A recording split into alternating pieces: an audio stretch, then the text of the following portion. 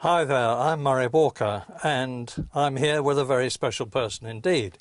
And he's here sitting alongside me, Sir Stirling Moss. We've known each other for a very long time, and we're here for a very special reason too, because we're both very involved with the enormously successful TV series Roary the Racing Car. My little friend here is very much involved too. Stirling, I was just thinking back. I started round about 1948. You started round about 1948. I was very aware of you for a long time. But can you remember when we actually first met? I think a bit later than that, actually. We may have met, but we didn't know each other that much. I would have thought it was in the early 50s. But my memory's not that good. Yours is better than mine, so I'll take whatever you say. Well, the first time I think I got to know you as a friend was when we were on the good ship Victoria, doing a cruise together, because we were doing talks, and you would talk in the morning and I would talk in the afternoon and so on. But how did you get involved with Roary the Racing Car, and why? Well, a friend of mine came up to me and said, look, there's a lot of children around who don't know who Stirling Moss is.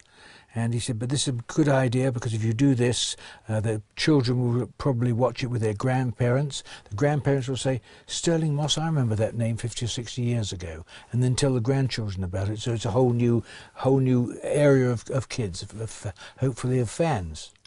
Do you think, as a series, because it is motorsport oriented and there are a lot of very distinctive and lovable characters in it, that it actually does anything for motorsport?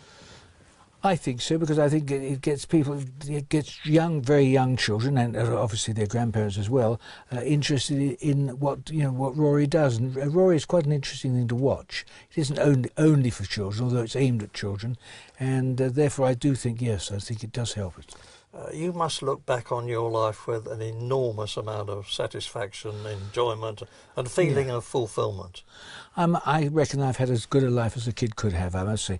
I remember going to my father, this is when I was, 17 years old, and said, Dad, I want to be a racing driver. Hang on. Why did you want to be a racing driver? Why? Because I think mainly because A, I could drive. I'd been allowed to drive on the farm. But B, I'd read Prince Tula's books about Prince Bira. Oh, yes. And I read those Roadstar Hat Trick, and I thought, gosh... From Siam, as it was. Yeah, exactly. Yeah. And he had a fantastic life racing here and, chasing all the girls and so on. I thought that sounds a jolly good thing to do. And I said to Dad, look, I would like to do it, and he was dead against it. He really was. He found my checkbook, which I'd won some money jumping horses. I was allowed to keep, the odd fiver. And I'd ordered a racing car. And my father found, he said, as you do. As one does. And this was just after the war. And he said, what's this 50 quid as a deposit? And I had to tell him. He said, look, no way you're going to be a racing driver. And he took I had a little Morgan three-wheeler then. He took it away. I had to ride a bicycle, which was a hell of a come down. And particularly dating the girls around Bray. And that was that. And then I had to massage him gently and get him round back to it. And then he said, well, look, you can borrow my 328 to race or hill climbs, if you like. I did that, and there was moderate success, and then I was offered a professional drive with John Heath when I was 18, and so I went abroad. I can't think of any life, whatever you're in, being better than going abroad, being paid, not much at that time, but paid to do what my sport was. And so we were racing in all the small towns around Belgium and France and Italy and so on, Mette and Périgueux and Bari and Monte Carlo, of course, and all these different races. So it was a fabulous life. Now, the amazing thing to me is that your career-terminating accident at Goodwood happened in 1962. So, unless I'm very much mistaken, that's 47 years that you've been out of racing. But yes. you are still Mr. Motor Racing to people all over the world. How do you think your reputation has lasted for so long? I think the first thing is that my father was strong enough to say to my mother, no, you can't call him Hamish. I've nothing against Hamish, but was that actually Hamish, what my mother wanted to call me. Oh. My mother was a Scot. Her name was Crawford. I was going to be called Malcolm Alexander, and it didn't happen. Well, that doesn't sound too bad, though. But Hamish was the name of my housekeeper's dog, actually, and a lovely dog. But and so I think that was the first thing. I think that goes. So you got like Jensen, you got a distinctive distinctive Christian name. Yeah, which I think was a great help. Yeah. Then I did obviously have a certain amount of talent, which got massaged and improved by just literally experience, driving on all different circuits, different cars, and you know, here I was at 32, and I had this terrible crash, and I was faced. I've got to earn a living. I'd never earned a living. I mean, I'd never worked for a living. I had earned it, but I'd never worked for a living. So what can I do now? If you know nothing about anything, there are two things open, I reckon. One is your estate agent, and the other is an MP. Well, I'm not into politics, so I went more to houses. With you. Yeah. Yes. So, and it all went on from there. Yeah, literally. And of course, I mean, I do go around talking about motor racing and making appearances and so on, but I'm very, very lucky. I just can't think of a better life. I have to ask you the cliche question now. You are the greatest racing driver in the world, certainly, who never won the World Championship. You finished second 4 times. Yeah. Do you feel any sense of regret that you didn't achieve the ultimate accolade? I'm much more exclusive. There aren't many people who nearly got it, you see, so it has an exclusivity which I can tolerate. No, I must say the main thing for me was to have the respect of the other drivers. In other words, when the times came out for practice, they wanted to see where I was placed, and just the fact that I had a fabulous life doing it.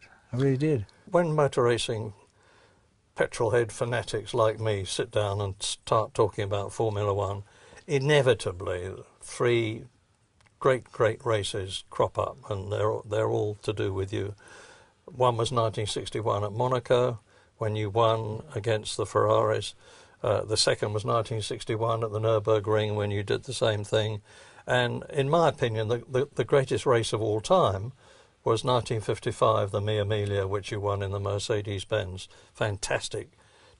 Do you regard those as your 3 greatest races? And if so, which is the best? Yes, I think I do. Which is the best certainly has to be the Mia Emilia. I mean, the things going for the Mia Emilia, nobody can beat my record because it's not run anymore. So that's one thing which is rather nice. 2 is it was a race which is so unique, it's never going to happen again. A race of that type can't be run. I mean, you can't go 1,000 miles round any country flat out, not bothering about anything else, and so that one certainly I would take as number 1. Now, coming back to Roary the Racing Car, you are the narrator. You come into the studio and you do the initial bits of every program. Do you get people coming up to you and saying, I know you are, you're in Roary the Racing Car? I have had people certainly come up with their children and said, my son knows you very well from being the narrator on Roary. I mean, it's amazing how widespread it is. I mean, you can go to Australia, anywhere around the world. In fact, I believe 110 countries it's shown in. I don't know 110, but apparently it is, which is pretty fantastic. Well, I didn't realise there were 110 countries in the world, but that is the figure. And I can tell you, because I've just come back from Australia, that I was talking to people there and it cropped up in conversation. And somebody actually said, old Stirling's extending his career, isn't he? And old Stirling is. Well, yeah, very, very nice. I enjoy it because they're nice people to work with, and I think it's very creative. It's something for kids, and it's a good programme. I mean, one of the things that I think is great about it is that it's actually creating an interest in motorsport amongst young people. Catch them when they're young, and they'll stay with you for life. And it's great that they're getting an interest in motorsport, which will hopefully develop in other areas. Thanks to your starring role in Roary the Racing Car, I should think you're going on at least until 2048 as the world's racing driver. Well done, mate. Thank you.